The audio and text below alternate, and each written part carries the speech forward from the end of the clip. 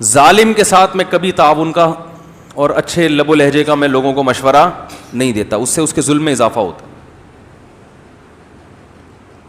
شوہر ظلم کر رہا ہے نا, اگر میں عورت کو کہتا ہوں کہ نچوڑ دو اس کو, اپنا طلاق دینے کے بعد جتنا حق تھا واپس لو, ایک چیز بھی نہیں چھوڑو.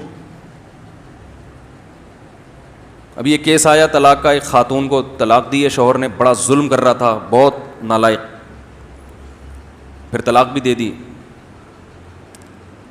تو وہ کہہ رہی ہیں جو مجھے سونا ملا تھا گفٹ, میں نے کہا پی جاؤ, جو مہر ہے وہ تو آپ کا حق ہے ہی, کیس کرو عدالت میں, لو, چھوڑو نہیں.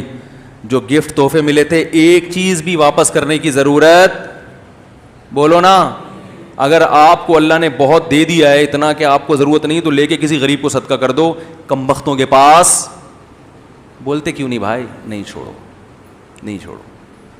ظالم سے اپنا حق لینا سیکھو, ظالم سے, کیونکہ نہیں لوگے تو اس کے ظلم میں اضافہ ہوگا.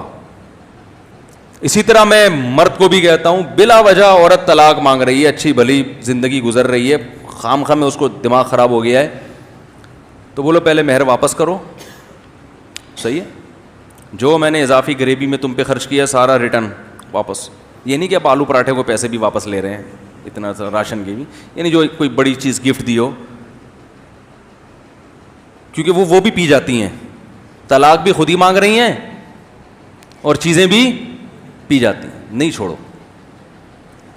میں نے کہا لے کے کسی غریب کو صدقہ کر دو, تمہارے پاس نہیں چھوڑیں گے. اسی طرح میں وراثت کا بھی کہتا ہوں, جو بھائی بہن کو وراثت نہیں دے رہا, تو میں ان بہنوں کو کہتا ہوں وراثت لے کے کتے کو کھلا دو, اس کے پاس بولو بھائی نہیں چھوڑو, کتے کو کھلا دو, یہ ثواب ملے گا. کیونکہ جانور پہ بھی رحم کرنے کا کیا ملتا ہے, کیونکہ یہ انسان نما جو کتا ہے نا, مرد کو تو اللہ نے خرچ کرنے والا بنایا ہے, وہ تو اپنی جیب سے بھی عورتوں پہ خرچ کرتا ہے, وہ دبا رہا حصہ, چاہے اس کی اتنی بڑی داڑھی ہو, چاہے اس کے ماتھے پہ بہت بڑا محراب ہو تہجد کا. وہ خواتین کے فون آتے ہیں, میرے میاں حج کر کے آ رہے ہیں, سوری میرے بھائی جو ہے حج کر کے آ گئے, عمرہ, اتنے نیک ہیں, مجھے ان سے مانگتے ہوئے شرم آتی ہے. میں نے کہا اس بے شرم کو شرم نہیں آتی کہ بہن کو مانگنے پر کیوں مجبور کر رہا ہے؟ عمرہ پہلے ضروری ہے, یہ وراثت پہلے دینا ضروری ہے. پتہ نہیں کس طرح کے عمرے ہو رہے ہیں ان کے, میری سمجھ میں ہی نہیں آ رہا. اس دفعہ کئی لوگ حج پہ گئے لوگوں کے پیسے کھا کے, ان کے ذمے لوگوں کے پیسے تھے, وہ نہیں دے رہے تھے, اور بیٹھے ہوئے کہاں تھے, حج پہ. میرے پاس کالز آ رہی تھی, میں نے کہا عجیب اسٹائل ہے بھائی, سمجھ میں آنے والا, اور معافیا مانگ کے جا